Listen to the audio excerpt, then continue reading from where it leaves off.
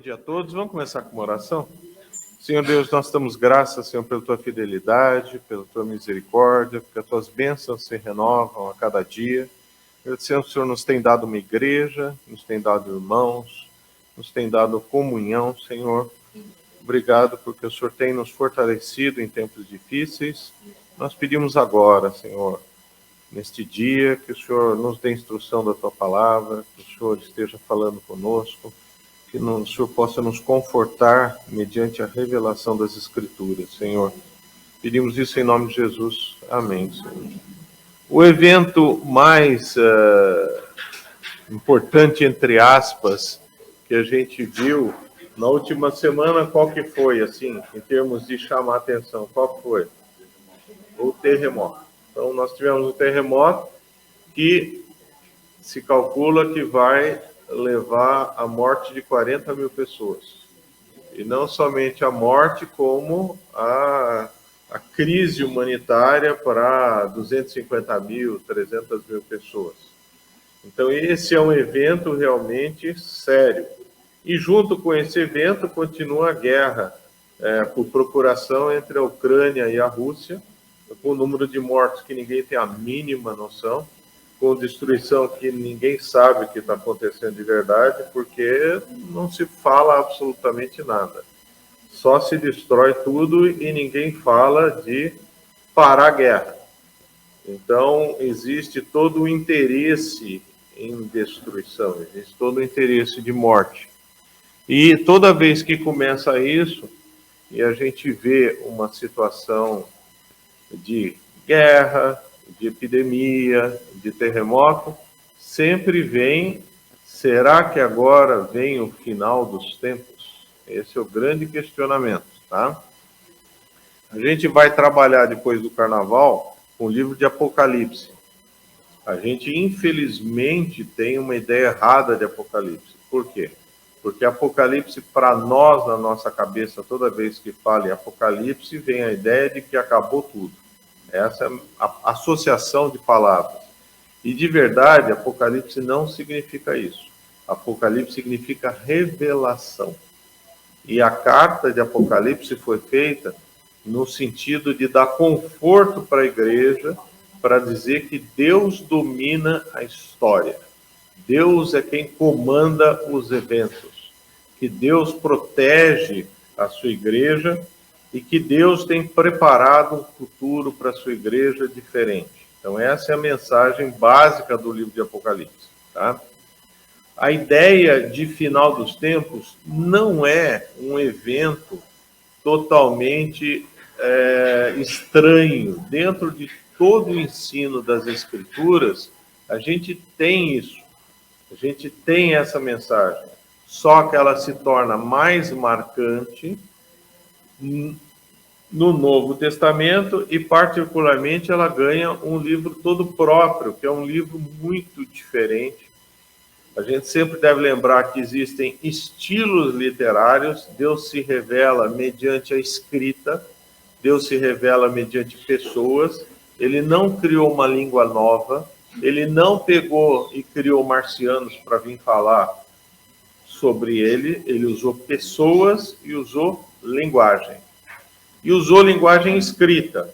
Então, a gente tem bem dividido isso, já bem definido, que a principal linguagem é a linguagem narrativa. O que é isso? São histórias.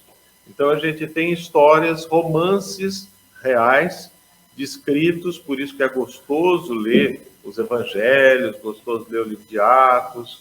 É muito chato ler o livro de Levítico, concorda comigo? Por quê? Porque lá é um livro judicial.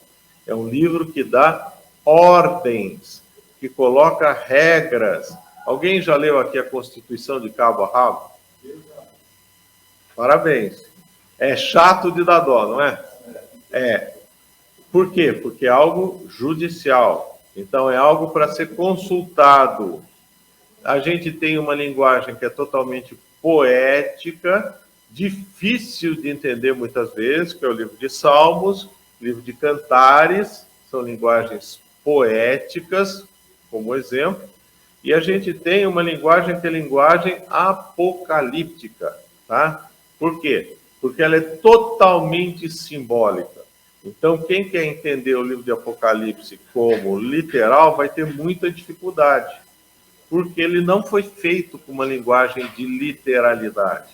A linguagem de literalidade absoluta é somente a linguagem judiciária, que são, aí você pega parte de Deuteronômio, parte de Levítico, você vai ter como orientações sobre lei, sobre constituição, tá?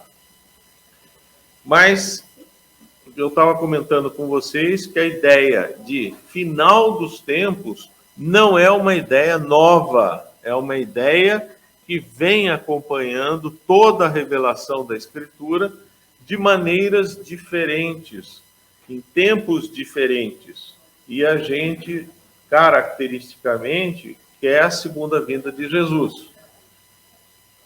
Os judeus do Antigo Testamento, eles esperavam a vinda do Messias, a vinda do Cordeiro, a vinda daquele que seria substituto do nosso lugar perante Deus, aquele que se apropriaria da nossa condenação. Então, os judeus esperavam a vinda do Messias. A igreja que compartilhou com Jesus, que viu a morte e a ressurreição, ela viu o Messias. Nós não vemos o Messias, tá? Tem alguns que ainda veem, precisa ser internado em hospital psiquiátrico, tem que tomar medicação, mas aí é outra coisa. Por quê? Porque a igreja, ela espera a segunda vinda, espera a vinda definitiva do Messias. Quando a gente faz a ceia do Senhor, a gente faz com o intuito memorial. Olha que termo bonito, memorial. Dá até o nome de igreja, né? Igreja, memorial, dá o nome de igreja até. Qual que é a ideia? A gente faz aquilo para não esquecer que Jesus vai voltar. Então, essa é a finalidade básica da ceia. É o momento de reflexão, antevendo a vinda de Jesus. E a gente tem um problema em relação a isso. Por quê? É bom estar na eternidade com Jesus? É lógico que é. Uma situação em que você não vai ter pecado, você não vai ter uma desestruturação da natureza, que você vai ter um relacionamento íntimo, contínuo com Deus, todo mundo vai querer isso daí. Quem não quer, está por fora. Só que isso tem um preço.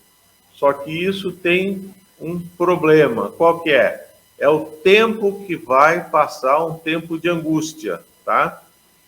Então, não é uma situação muito simples. Até chegar lá, a gente vai ter um processo de angústia, processo de perseguição, um processo de fome, um processo de guerras, um processo de eventos naturais catastróficos, tá?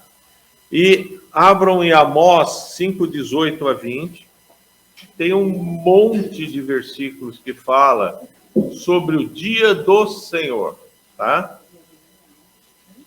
No Antigo Testamento, a vinda do Messias, o estabelecimento do reino universal de Deus, que não tem nada a ver com o que fica lá no Braz, literalmente é um dia que tem um processo de perseguição, um processo de conflito, um processo de sofrimento, tá? Nós vivemos uma época de grande tranquilidade no mundo, entre aspas, principalmente no Brasil. Nós não tivemos grandes fomes, nós não tivemos grandes epidemias, a não ser o coronavírus, mas quando você pega a história recente, você teve fome na Europa do pessoal morrer. Agora a gente está vendo a guerra na Ucrânia e o pessoal está relembrando a grande fome da Ucrânia, que morreram, sei lá, 10 milhões de pessoas de fome. Então, a gente não vê isso no Brasil, morrer de fome. A gente vê muito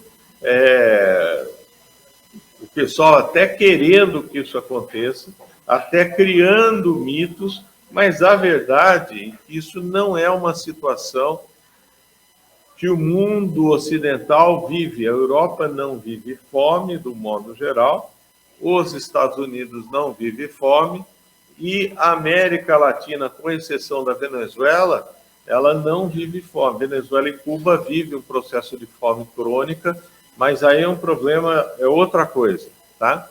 Amós 5, 18, 20 diz assim: ai dos que desejam o dia do Senhor, tá? A ideia de ai é uma tradução de que cuidado está associado a sofrimento. Então, o dia do Senhor, segundo o Antigo Testamento, ele não é um dia passivo, não é um dia que vai ser festa. Até chegar lá, você vai ter problema. Para que vocês desejam o dia do Senhor, é um ponto de interrogação. Por quê? Dentro da época de Amós, o povo achava, olha, está tudo bem com a gente, está tudo maravilhoso, agora só falta o dia do Senhor. Eles nem tinham ainda recebido o Messias, mas eles estavam querendo dar um passo à frente até. E Amós fala, será um dia de trevas e não de luz. Isso é uma linguagem figurada. Cuidado, não é que vai faltar luz, tá? Diga. Está escrito, ai dos que desejam a volta do Senhor. Não, não é a volta do Senhor, é o dia do Senhor. É uma ideia diferente. A Escritura, ela... Não é isso, tá? É o seguinte, cuidado, porque a Escritura, a gente acha que tudo deveria ser 1 mais 1 é 2, tá? Aquele restaurante é maravilhoso, é fantástico. Vai lá com a família que você vai comer muito bem. Tá? Qual que é o problema daquele restaurante? Qual que é? Caro de dar dó. Tá? Vou deixar as calças lá. Então, existe dentro das Escrituras verdades que coexistem. E a gente precisa tomar muito cuidado em relação a isso, tá? Então, é uma visão simplista que ele está chamando dos que clamam pelo dia do Senhor sem saber o que vem por trás disso daí, o que vem junto com isso daí. Então, o dia do Senhor é um dia em que Deus vai implantar o reino universal? Sim. Só que o profeta Daniel vai falar que existe um período de 7 anos. E vai falar que nesses 7 anos, 3 anos e meio vão ser um período de grande perseguição da igreja, não só da igreja, como de muita gente, tá? Então, essa dinâmica a gente precisa entender. Então, a população dessa época que dá para entender é que ela estava falando, está tudo ótimo, está tudo maravilhoso, que venha o Senhor. E aí o profeta está corrigindo, olha, fique esperto. A vinda do Senhor tem coisas excepcionais, mas vocês vão passar por dificuldade. É essa a mensagem dele. Então, tome cuidado nessa balança, nessa dinâmica, tá? Isso daí a gente chama, teologicamente, que tem alguns alunos do seminário, de dialética. Significa duas verdades que coexistem e muitas vezes elas parecem opostas. Não é tão simples, mas por isso que a Escritura está aí. Ai dos que desejam o dia do Senhor. É bom desejar a segunda vinda de Jesus?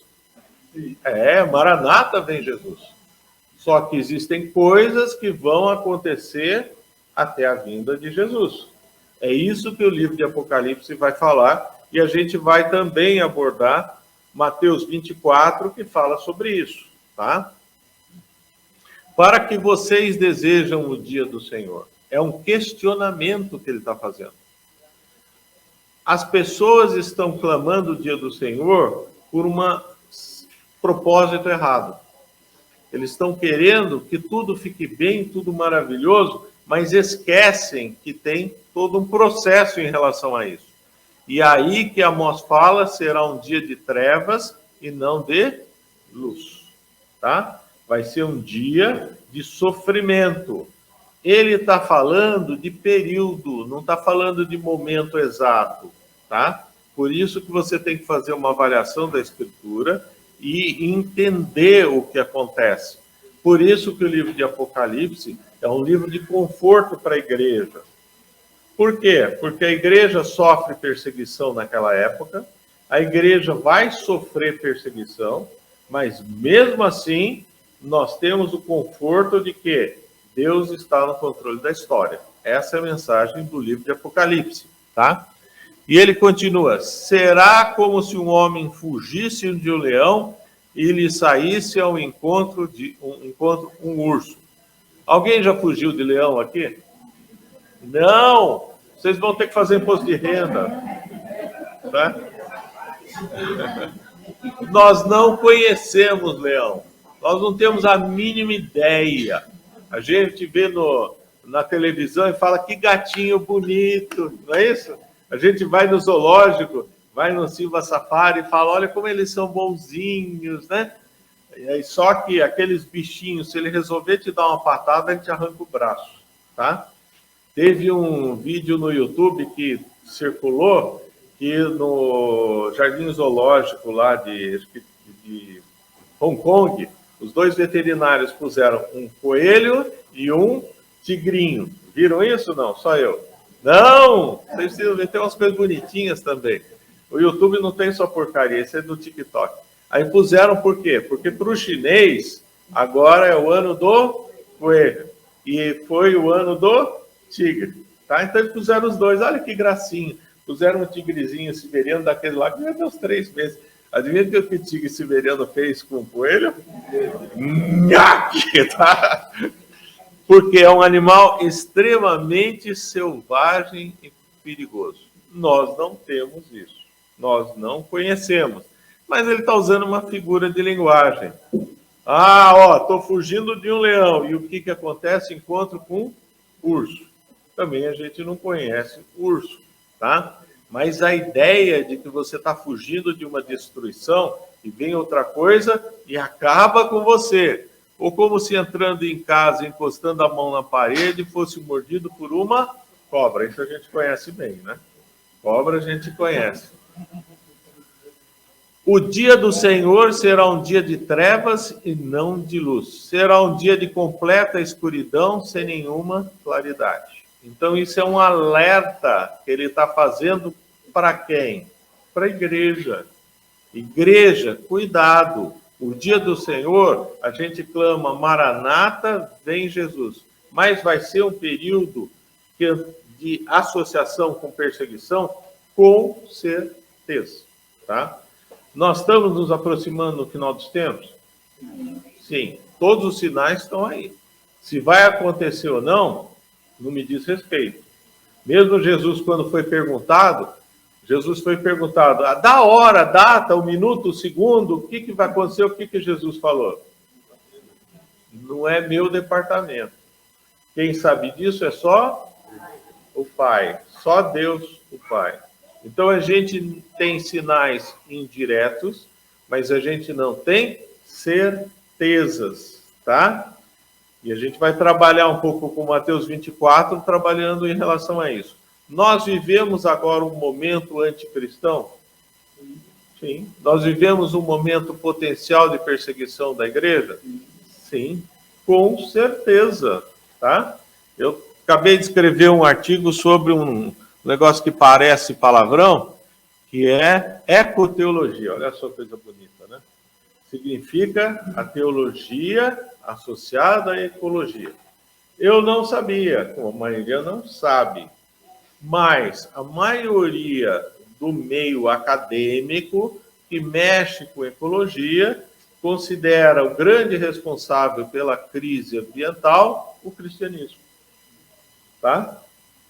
Pois, se quiser, dou até referência. Em 1967, tem um fulano que escreveu na Science falando: nós vivemos a crise ambiental. Antes era aquecimento global, agora não chama mais aquecimento global, porque o clima está esfriando. Então, agora eles chamam de crise ambiental, tá? Cada hora muda de lugar. E a alegação dele era duas. Primeiro, o cristianismo é anti-animista. O que é isso? Palavrão. O cristianismo considera que quem tem alma, cachorro tem relacionamento com Deus? Não. Grilo tem alma? Não. Formiga tem alma? Não. Rato tem alma? Os de Brasília é outra coisa. Mas os normais não. Então isso se chama animismo. Considerar que existe alma, todos os seres viventes. E aí, dependendo do grupo religioso, vão considerar reencarnação progressiva, reencarnação para melhora. Então, isso são os grupos animistas. E o cristão considera que quem tem relação direta com Deus é só o homem, tá? Isso é verdade? Não é verdade que você possa associar uma cultura anti-animista com degradação do meio ambiente. Por quê? Quem são os que degradam mais o meio ambiente? China, Bangladesh, Índia, e eles são, na maioria, animistas. Eles consideram que morreu o avô, incorporou num bicho. Na Índia tem cultura de rato. Eles consideram ratos como deuses. Então, isso é uma mentira. A outra coisa que eles argumentam, isso está escrito, não estou inventando. Está escrito que um dos aspectos responsáveis pela poluição e degradação do meio ambiente é a concessão que o cristão considera que o homem tem o domínio sobre a terra. Tá? Isso é verdade e não é verdade. Significa o quê? Quando você vai para Gênesis, acho que é capítulo 2. Me ajudem. Quando Deus dá concessão da terra.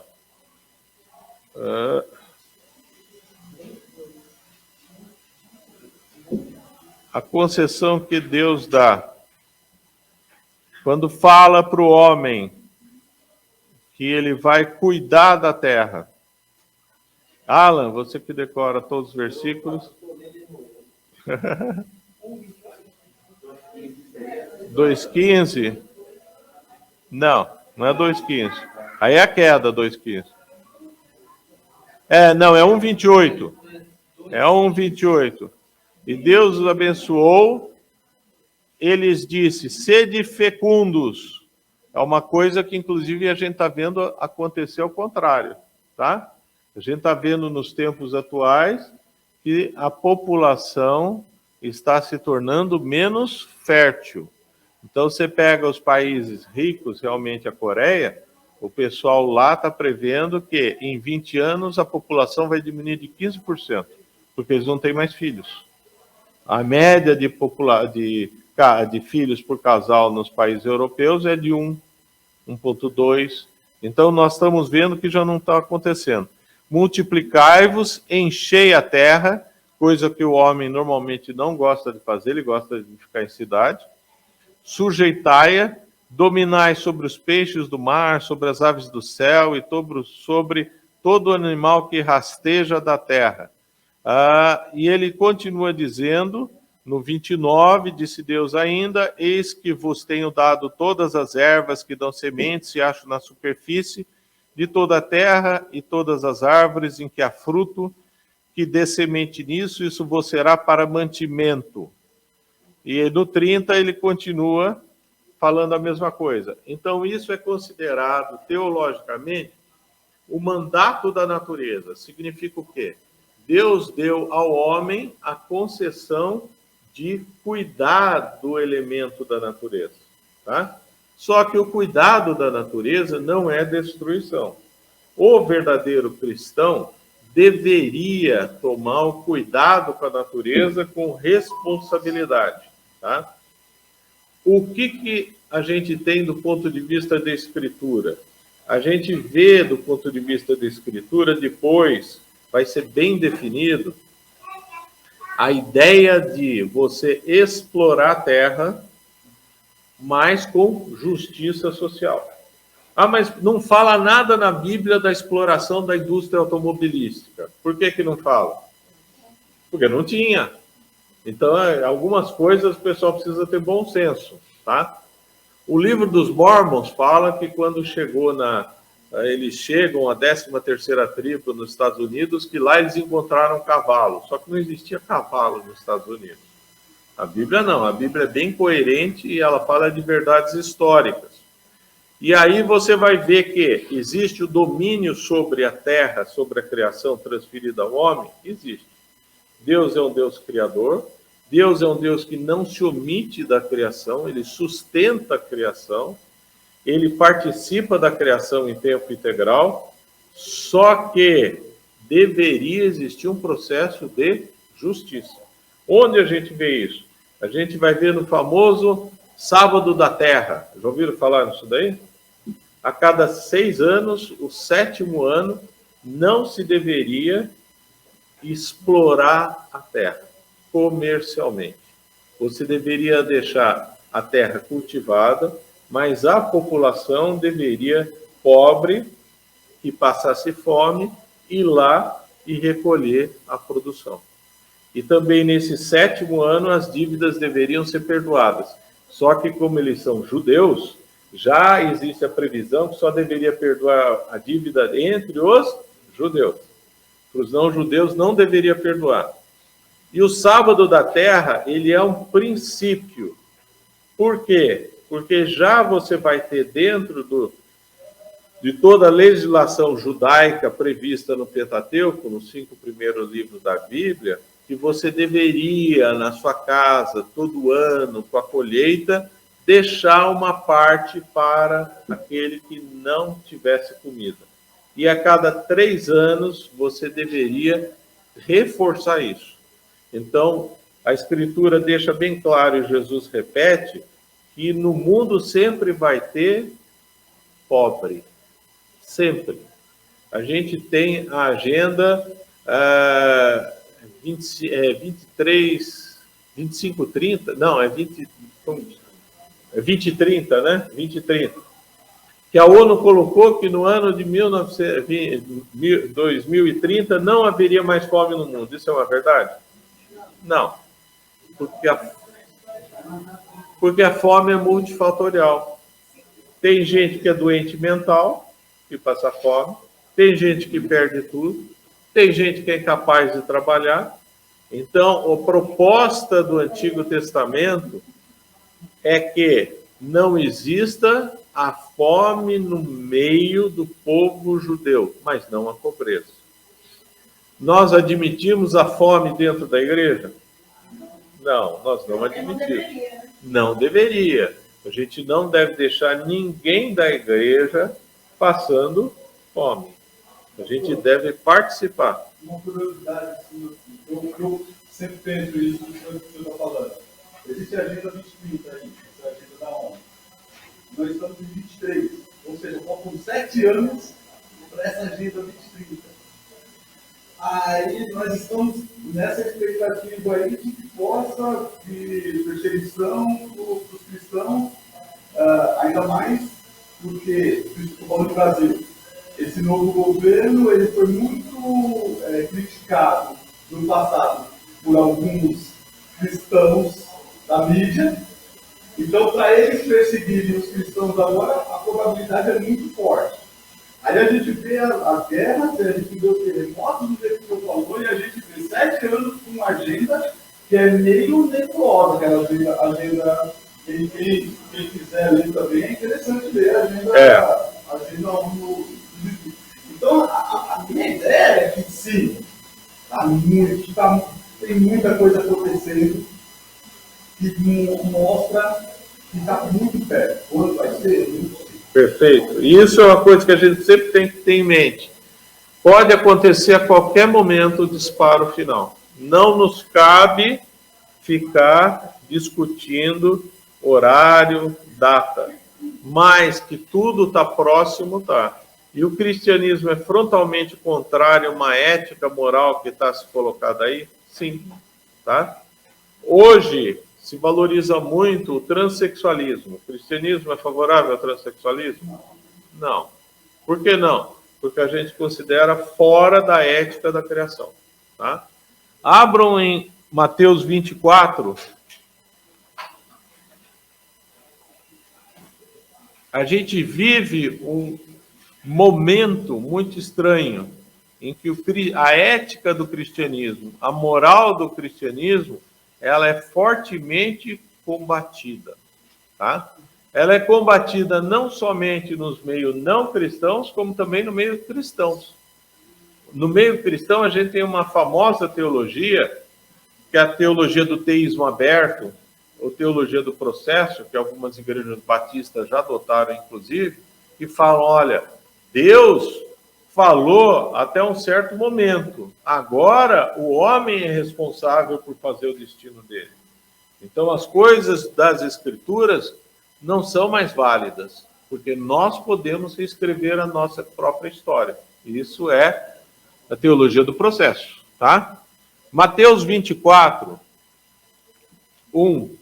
Ele é tão importante, tudo que é importante é repetido nos outros evangelhos. Então, ele é repetido em Marcos 13 e repetido em Lucas 21. A gente vai ficar com Mateus 24, tá? Que é um evangelho mais judaico, entre aspas, e eu complemento com uma outra coisa. Vamos lá. Mateus 24, 1. Tendo Jesus saído do templo. Naquela época existia o templo. Hoje não existe mais. E o templo é o local mais importante da religiosidade judaica. Tendo Jesus saído do templo, ia retirando, quando se aproximaram dele os seus discípulos, para lhes mostrar as construções do templo. Não tenham ilusão que o templo de Israel era lá grande coisa, porque não era não, tá? Mas eles eram muito bairristas. As dimensões eram pequenas, em comparação aos outros templos que existiam, mas é a mesma coisa. Se você chegar para um corintiano e falar assim, o que você acha do seu estádio? Quem é corintiano aqui? Não é, você não acha maravilhoso aquela máquina de xerox? Tá? Então, literalmente, eles eram extremamente bairristas e orgulhosos. Como eles eram orgulhosos da religião deles, como eles eram orgulhosos dos símbolos deles, como eles eram orgulhosos de serem judeus, tá? Para lhe mostrar as construções do templo. Jesus precisava ser mostrado das construções do templo? É lógico que não, tá? Mas aquelas, olha que bonito, olha como esse piso é bonito, olha como o teto está pintado. Quer dizer, é bem humano esse tipo de manifestação. Ele, porém, lhes disse, não vedes tudo isso? Em verdade vos digo que não ficará aqui pedra sobre pedra que não seja derrubada.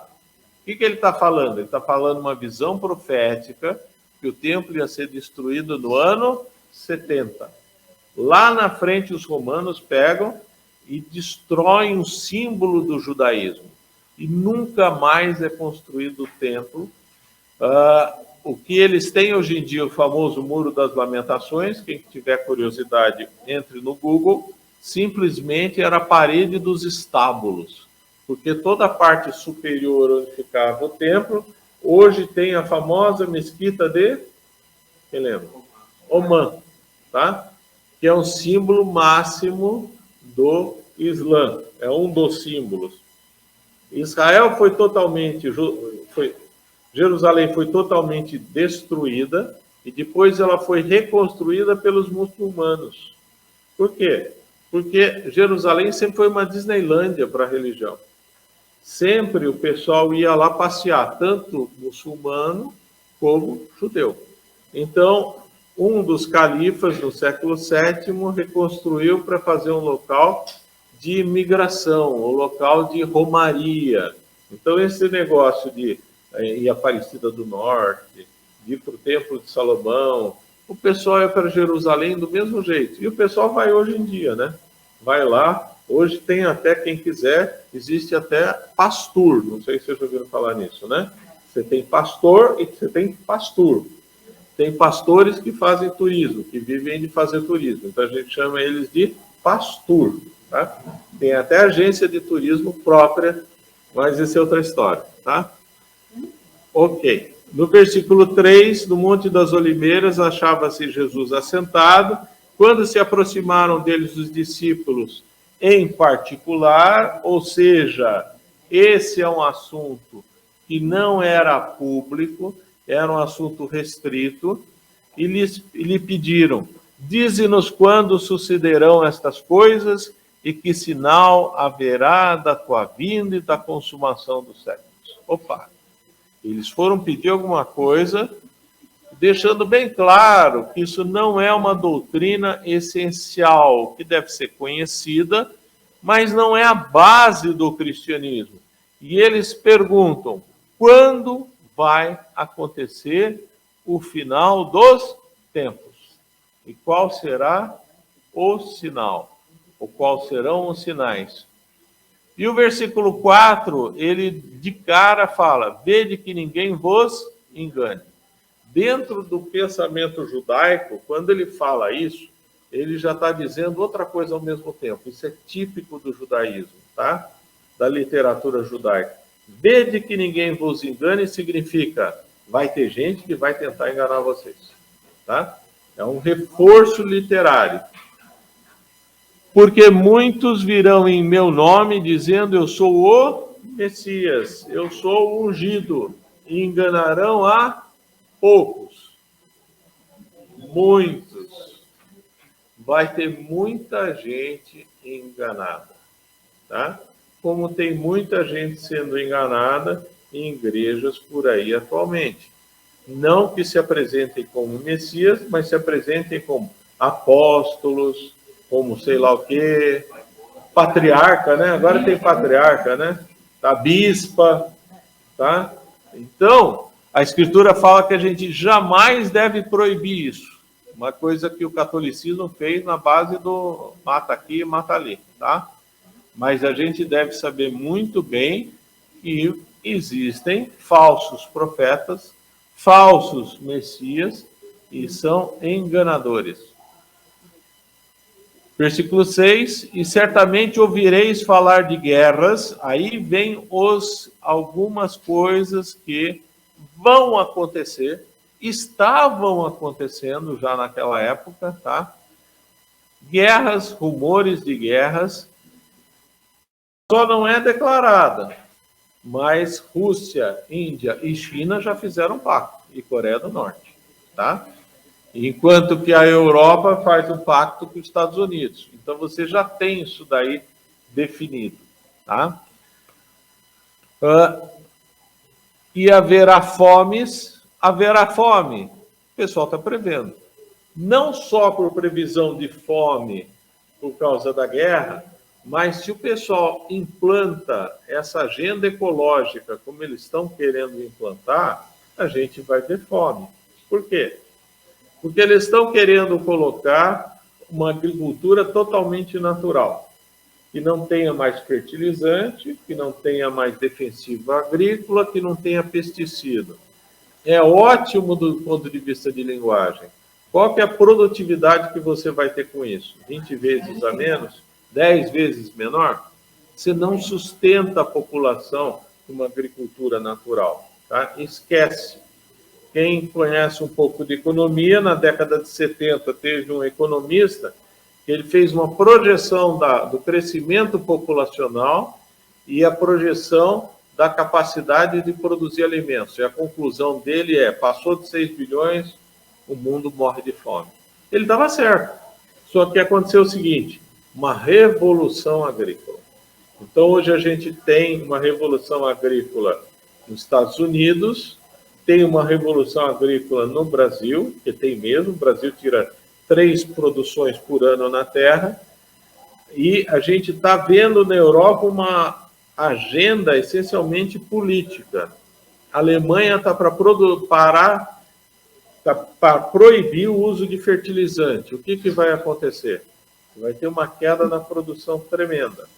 E eles vão comprar produtos de outros países. Só que a gente vê no Brasil todo um levante contrário ao agronegócio. O pessoal não quer o agronegócio no Brasil porque acha que é explorador, porque tem que ser agricultura familiar, não sei o que, aquelas coisas que você sabe que é pura demagogia. Porque é demagogia. Não quer dizer que não deve existir responsabilidade, não quer dizer que você deva tomar cuidado em usar defensivos que não sejam tóxicos. Não quer dizer que você não deva usar fertilizante com cuidado, sem contaminação, tudo isso daí. Mas a agenda ecológica de entregar a natureza para a natureza, ela não suporta 8 bilhões de habitantes. Tá? Essa que é a verdade. Não utilizar o método chinês de agricultura, de pecuária, porque eu não sei se vocês viram como eles fazem, é um negócio maluco. Eles constroem prédio de apartamento para porco, não sei se vocês já viram isso. Então eles colocam 200 mil porcos juntos, se um ficar doente, passou para todo mundo, tá? Quem está acompanhando, está se comentando que o pessoal vai passar a vender geladeira, 1 dúzia de ovos. Não viram isso daí? Tá? Por quê? Porque a Nova Zelândia, alguns países estão proibindo granja. Estados Unidos também. Está proibindo granja. Por quê? Porque leva ao sofrimento do animal. Então, não pode ficar preso, não pode ficar com luz, tem que ser solto e tem que botar ovo quando quiser, tá? O ovo é uma das proteínas mais baratas. Pelo que eu vi essa semana, já nos Estados Unidos ele subiu de 60%, tá? Alguns estão brincando que o Santo Inácio, que a gente tem que chamar de Santo Inácio agora, né? Tá? O Santo Inácio, ele vai substituir a entrega da picanha convencional pela picanha com casca. Então, todo mundo vai receber uma picanha com casca, tá? De verdade, o que a gente está vendo é que você está tendo algumas ideias que colocam em primeiro lugar a política e em segundo lugar o homem. E o ovo, se realmente começar a subir de preço, é a proteína mais barata que a gente tem, tá? E aí vai o frango também no meio. E outra coisa que o pessoal é contra a carne de origem, carne animal, proteína de origem animal.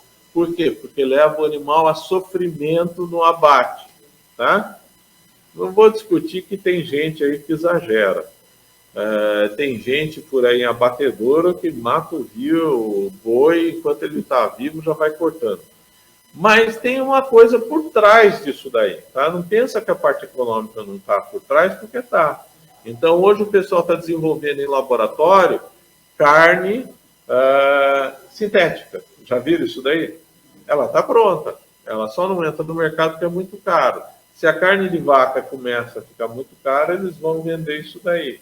Outra coisa que eles estão querendo fazer, que para nós não tem o mínimo sentido, se falar para chinês é proteína de origem de inseto, tá? Se falar para você... Não, mas aí é outra coisa. Aí pode, porque aí quem está é daquele grupo X. Entendeu? Então, cuidado, porque querendo ou não querendo, nós da população normal somos todos marionetes de quem comanda o mundo economicamente. A única vantagem que a gente tem é que, como cristão, a gente tem a escritura e a gente abre um pouco a mente. Então, o cristão é ruim. Por quê? Porque ele começa a pensar e questionar. Tá? Vamos lá, dá para continuar um pouco mais. E haverá fomes. Vai haver fome, sim. Esquece, porque isso é uma realidade. O Brasil é um pouco diferente. Então, fome no Brasil não é comum. Aquele negócio de fome zero. O Brasil, se você fizer a conta que a ministra falou que nós temos 120 milhões de pessoas passando fome no Brasil. Aí, quando você soma, você tem 60% de obesos. Então, você tem 120 mais 180 dá 300 milhões. Não tem o mínimo sentido essas contas, tá? Não quer dizer que existam pessoas que não tenham uma alimentação apropriada e que deveria ser trabalhado com isso. Isso é outra coisa. Mas também a gente não precisa cair no ridículo, né? Mas que vai existir fome no mundo, vai. E particularmente eu acho que na Europa. Tá? Mesmo tendo dinheiro para comprar, não vai ter comida. Na Venezuela, quem tem dinheiro consegue comprar, ainda. Tá? Mas E lá, como tem muita parte do interior, o pessoal ainda tem galinha. Agora, quem mora em Cuba fala que o pessoal sai de manhã para conseguir achar alguma coisa para comer à noite. Essa é a rotina deles, tá? Então, esse método que eles têm não funciona mais. É o que a gente vai ver ser implantado no Brasil, então se prepare. Agora, o versículo 8 é um versículo de transição. Porém, tudo isto é o princípio das dores, tá? E isso é comparado com dor de parto. E a dor de parto pode vir alguma coisa, como pode não vir.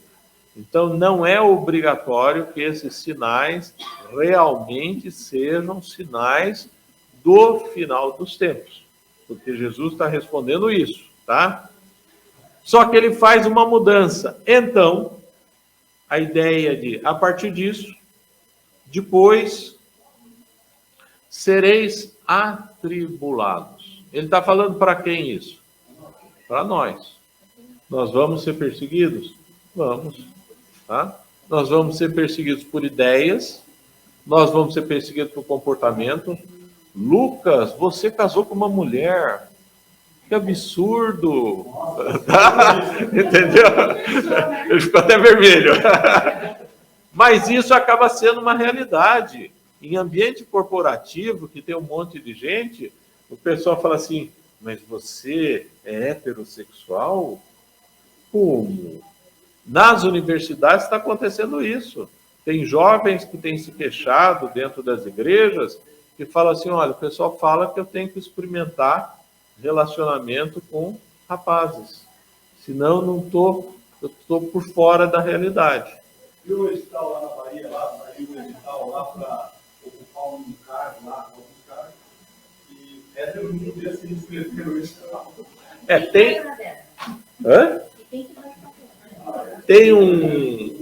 Tem um caso real que abriu a vaga para professor titular, uma cadeira lá em Harvard há alguns anos. E concorreram 2. Aí o que estava concorrendo era homem, e aí foram perguntar para ele assim, você vai ser o professor titular? Eu? Jamais. Mas como não? Seu currículo é ótimo. Eu? Jamais. Por que não? Sou homem, sou casado com uma mulher, tenho filhos, estou concorrendo com uma negra, muçulmana, homossexual. Perdeu. Entendeu? Então, perdeu o mané. Exatamente isso. E isso é uma realidade que a gente vai viver. Cuidado, porque eu estou explicando para vocês o processo de perseguição que o mundo faz. Só que nós temos uma bênção de uma alegria contínua, de uma estabilidade emocional, que Deus nos acompanha, nos guarda mesmo com tudo isso. Então não é para chegar e falar assim, então vou ser perseguido? Então que droga ser cristão, né? Eu era melhor antes, né? Não é nada disso. Eu estou explicando uma realidade que existe e que você tem que estar preparado. E mesmo assim você vai ser abençoado, tá? Vamos continuar um pouco mais. Então sereis atribulados e vos matarão. Tem alguns cristãos que vão ser mortos pelas suas crenças. Sereis odiados de todas as nações. Quando você tiver uma disseminação dessas ideias todas que são chamadas, entre aspas, progressistas, alguns chamam de neomarxismo cultural, tanto faz, tá? Mas a verdade é que ela está se espalhando e agora, no Brasil, a gente teve a frase perdeu o mané, que é bem real. Hoje a gente vive esse contexto. Tudo que for relacionado a valores e éticas que não se sobreponham aos valores deles, eles condenam e vão atrás, tá? Sereis odiados de todas as nações por causa do meu nome. Por que ele está falando isso? Como é que nós somos chamados? Cristãos. É isso que ele está falando.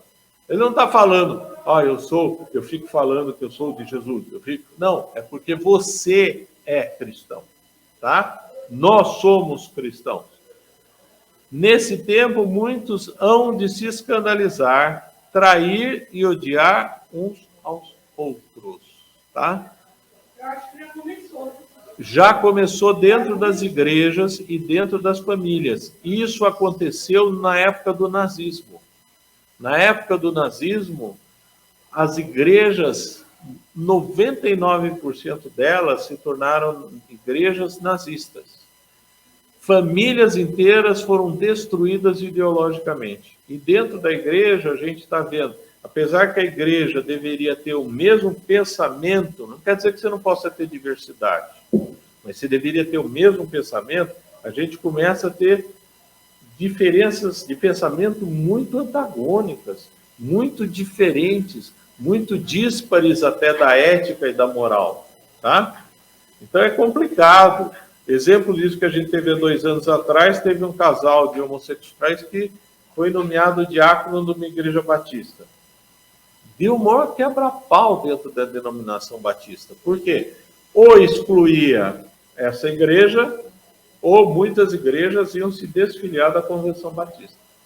Não quer dizer que a gente não vai aceitar homossexual na igreja. Cuidado. Pode aceitar homossexual, transexual, corintiano, são paulino, palmeirense. Não tem problema nenhum. Mas a gente mantém um princípio do que é ético, do que é moral, tá?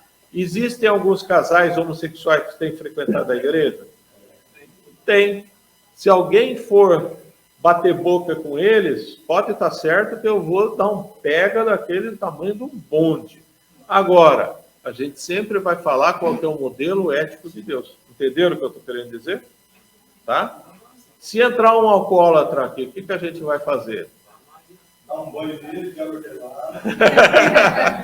A gente vai acolhê-los, mas deixar bem claro o que é a ética e a moral de Deus e acolher em amor. Cuidado, a igreja tem que ser acolhedora, mas ela sempre tem que manter o vínculo com o que é correto. Vamos terminar até o 14. Levantar-se-ão muitos falsos profetas. A gente está vendo muito isso daí. Está vendo muitas pessoas que têm oratória, que convencem, olha, não sei o que e tal, e não precisa ir longe, né? Tem uma igreja que foi excluída da convenção, tá? Que fica na água, qualquer coisa, né? E fica fazendo e falando as mesmas coisas, tá? A última que ele aprontou foi de chamar uma cantora ex-gospel para fazer um show na igreja dele, tá? Cantor gospel é outra história, né? E por se multiplicar a iniquidade, o que é iniquidade? O mal. O mal está se multiplicando. Pode falar? Eu vi uma matéria no YouTube, né, em que as pessoas comentam, você sabe o que as pessoas comentam, né, coisa? E tem um assembleiano, que eu dei a minha opinião, e o assembleiano entrou com a dele, falando que a Bíblia das igrejas da Assembleia de Deus estão todas já readaptadas, já não é mais a Bíblia tradicional, é a Bíblia... Não é verdade. Ele se disse assembleiano. Não é verdade. A Assembleia de Deus é uma igreja que tem seus problemas, mas ainda é séria. E ela usa as versões do Almeida, tá? A versão que é perigosa é a versão da mensagem, tá? É porque esses dias eu escutei que estavam querendo mudar a Bíblia, né? Já mudaram. Se você pegar a Bíblia mensagem, nós temos que terminar. Hã? O que tem? Excluir as questões do objetivo da Bíblia. Sim, a mensagem já excluiu. Já excluiu. A gente pode discutir semana que vem. Sim, é outra coisa. Mas como denominação, não, tá? E aí ele termina o 13, o amor se esfriará de quase todos, tá? O egoísmo predomina. Só vou terminar os versículos. Aquele, porém, que perseverar até o fim será salvo. Pois eu explico semana que vem. E será pregado esse evangelho do reino por todo o mundo, para testemunha a todas as nações, então virá o fim. Pois eu vou explicar esses 2 versículos. Alguma pergunta de meio segundo? Não? Então eu vou terminar em oração. Senhor Deus, nós damos graças, Senhor, porque o Senhor se revela na Tua palavra. Te damos graças porque o Senhor não nos deixa no escuro, Senhor. que nós não sejamos confundidos, Senhor, nesses tempos difíceis. Não sabemos se virá o fim, mas nós clamamos que o Senhor mantenha a nossa fé e que nós possamos nos apoiar em oração e na Tua palavra, Senhor. Pedimos isso em nome de Jesus. Amém.